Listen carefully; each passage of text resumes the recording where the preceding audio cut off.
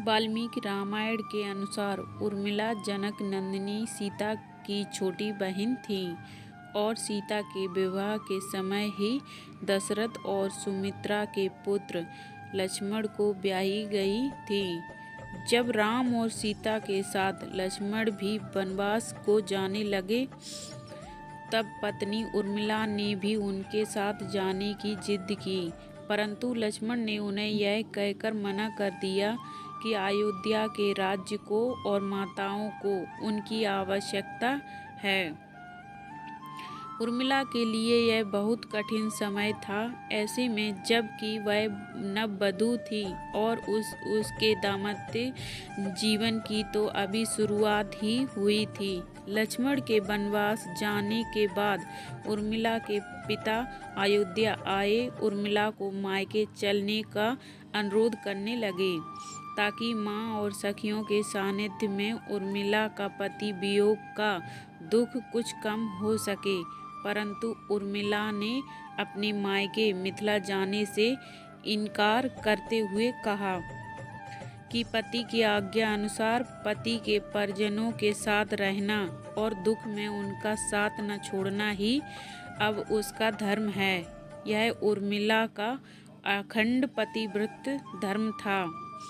जब लक्ष्मण जा रहे थे तब इस सबसे विकट क्षणों में भी उर्मिला आंसू न बहा सकी, क्योंकि उनके पति लक्ष्मण ने उनसे एक और वचन लिया था कि वह कभी आंसू न बहाएंगी, क्योंकि अगर वह अपने दुख में डूबी रहेंगी तो परिजनों का ख्याल कैसे रखेंगी।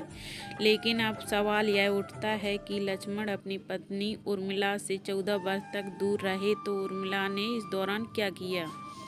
इस संबंध में मान्यता कर आधारित एक कथा पढ़ने को मिलती है। इस कथा का वर्णन रामचरितमानस आदि में नहीं मिलता है।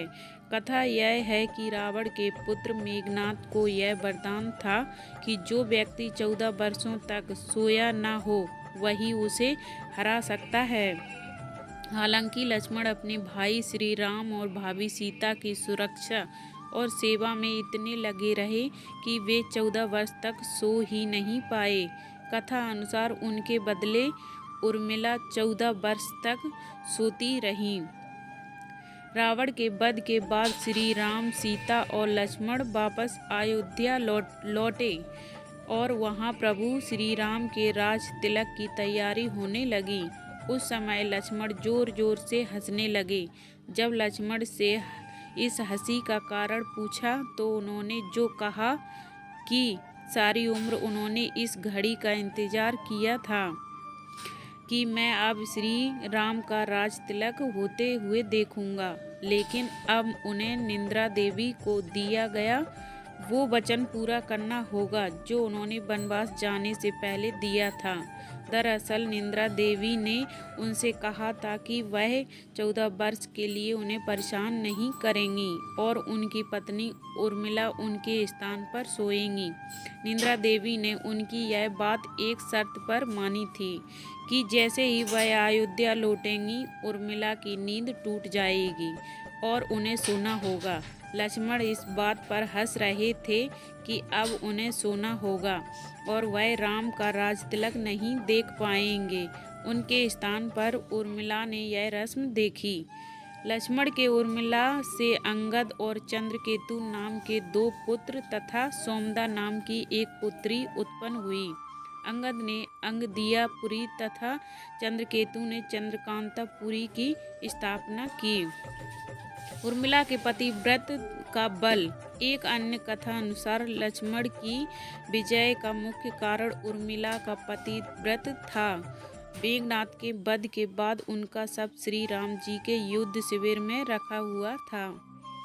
उस शव को मेघनाद की पत्नी सुलोचना लेने आई। पति का छिन्न शीश देखते ही सुलोचना का हृदय अत्यधिक द्रवित हो गया। वह रोने लगी। रोते रोते उसने पास खड़े लक्ष्मण की ओर देखकर कहा, सुमित्रा नंदन, तुम भूल कर भी गर्व मत करना कि मेघनाद का वध मैंने किया है। मेघनाद को धराशायी करने की शक्ति विश्व में किसी के पास नहीं थी। यह तो 2 पतिव्रता नारियों का भाग्य था। अब आप सोच में पड़ गए होंगे कि निद्रा देवी के प्रभाव में आकर अगर उर्मिला 14 वर्ष तक सोती रही तो सास और अन्य परिजनों की सेवा करने का लक्ष्मण को किया वादा उन्होंने कैसे पूरा किया। तो उत्तर यह है कि सीता माता ने अपना एक वरदान उर्मिला को दे दिया था। उस वरदान के अनुसार उर्मिला एक साथ 3 कार्य कर सकती थी। दोस्तों, ये कहानी अच्छी लगी हो तो कमेंट करके हमें ज़रूर बताएं। लाइक शेयर करना ना भूलें। अगर चैनल पर नए हो तो सब्सक्राइब ज़रूर करें।